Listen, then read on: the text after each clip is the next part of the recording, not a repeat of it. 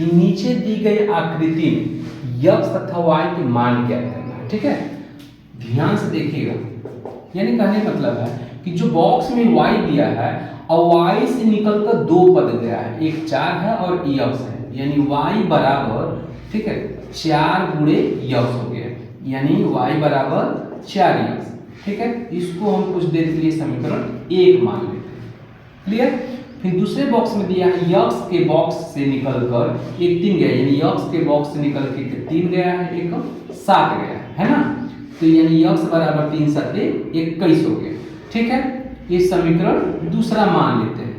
अब क्या करना है कि x बराबर 21 समीकरण 1 में रखने पर x का मान समीकरण 1 में रखने पर तो क्या करेंगे, y बराबर 4x। ठीक है, तो y बराबर 4 गुणे 21, तो y बराबर 21 4 84 होता है। ठीक है, अब इसको मालूम हो गया, यानी आपको मालूम हो गया, अतः x बराबर 21 y बराबर 84, यही इसका मान है। ठीक है, आप इसको देख लीजिए अच्छे तरीके से।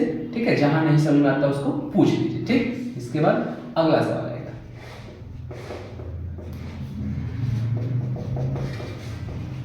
देखिए 18वां नंबर सवाल दिया है कि 18 और 117 के HCF को 18m माइनस 117 के रूप में दर्शाया गया है। बस समझिए, यम का मान ज्ञात कीजिए, साथ ही 18 और 117 का एलसीएम ज्ञात करना है। तो बात यहां तक है कि 18 और 117 का एचसीएफ दे दिया है, मतलब कितना, किसके रूप में। तो सबसे पहले हमको देखो 18 और 117 का लसा लेना पड़ेगा। 2 2 9 18, 3 3 के 9, 3 1 3, और 117 3 3 के 9, 3 9 27, 3 1 3, 3 3 के 9, तो 2 गुणे 3 गुणे 3 है ना, 3 है, और उसके बाद 3 गुणे 3 गुणे 13। ठीक, एक इसके 18 के बराबर है, 117 के बराबर। तो HCF कितना है जो मिलता है, 3 मिला और 3 मिला, 9 हो गया। यानी आप समझ जाइए कि HCF जो है 18 117 जो है किसके बराबर, 18m माइनस 117 के बराबर है। तो HCF हमारा 9 दे दिया है और 18m माइनस 117 जो करके 9 हो गया, माइनस है तो ये भी अचर पद है, तो प्लस हो जाएगा 117 बराबर 18। ठीक है ना, तो 9 7 16 1 2 1 बराबर 18। ठीक है,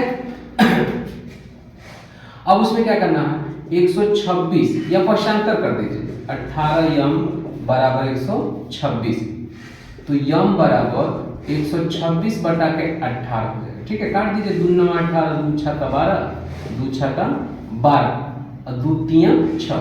ठीक है, 3 3 के 9, 3 2 6, 3 1 3 और 3 7 21, यानी m बराबर 7। या फिर डायरेक्ट आप पहाड़ा पढ़ दीजिए, लेकिन काटने से ये होता है कि हो सकता है कभी कभी विषम संख्या सम संख्या आ जाता है तो नहीं कट पाता है, तो काटने का प्रयास करेंगे तो सरलतम रूप आपको ज्ञात होगा। ठीक है, यानी उसका भी जानकारी होना चाहिए ना सरलतम रूप का।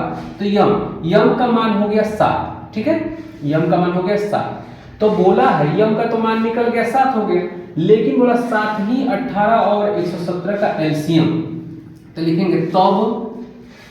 ठीक है, एलसीएम क्या है, तो देखिए एलसीएम में होता क्या है, एलसीएम ये तो एचसीएफ है, एलसीएम में जो मिलता है, पहले दोनों मिला था, ठीक 9 हो गया, जो नहीं मिलता है उनका गुणा, यानी 3 3 के 9 हो गया, 13 दूना के 26, 9 6 54 और 9 दूना 18, 18 5 23।